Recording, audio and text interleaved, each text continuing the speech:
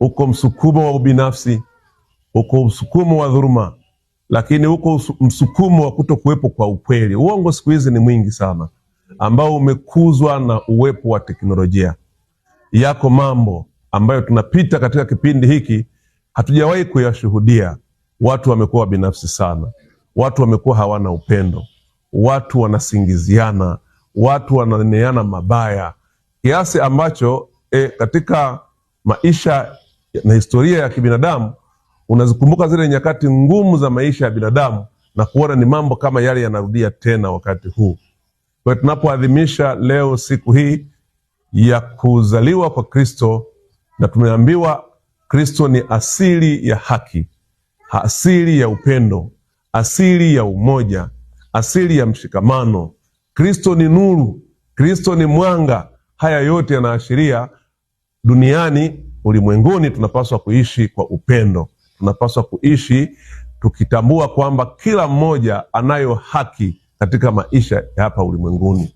Kwa hiyo mimi rai yangu kwa Watanzania wenzangu wote, na nikizungumza kutoka hapa katika kuadhimisha sikukuu ya Krismasi, napenda niseme kwamba amani na upendo, haki na mshikamano vinaleta nuru, vinaleta mwanga, ili wanadamu tuishi kwa furaha na matumaini kwamba siku moja tutakwenda kutana na Baba.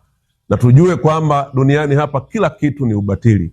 Mali, vitu havitatufanya tuweze kutukuza utukufu wa Mungu, bali maisha na ukweli wetu tunavyoishi na wanadamu wenzetu na upendo tunaoonyeshana sisi kwa sisi ndio pekee vinavyoweza kuwa msingi wa matumaini hayo mema ya kuja siku moja tunapofika kwa Mungu, tukiulizwa tuseme tulifanya kazi ambayo ulituumba kwayo. Kwa hiyo tuendelee kutumia fursa hizi kushukuru kwa namna ya pekee Mheshimiwa Waziri na mbunge wetu kwa majitoleo mengi unayoyafanya katika kanisa letu na katika eneo hili. Mungu akubariki pamoja na familia, wajalia afya njema ya roho na ya mwili, kukupa pia ujasiri hasa katika kipindi hiki na katika kazi ngumu, na kuendelea kusimamia wananchi katika haki, katika upendo. Kuna mengi ya kusema, lakini hatuwezi kuyasema leo yakaisha.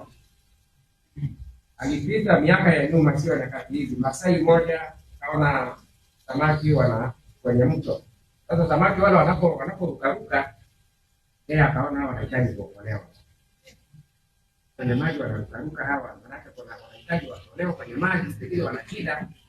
Akaweka mizigo yake, akaanza kuwatoa wale samaki. Sasa amefanya kazi hiyo kutwa nzima. Imefika jioni, akaangalia wale aliowatoa, kafikiri wana furaha, kumbe wakawa wamekufa wote.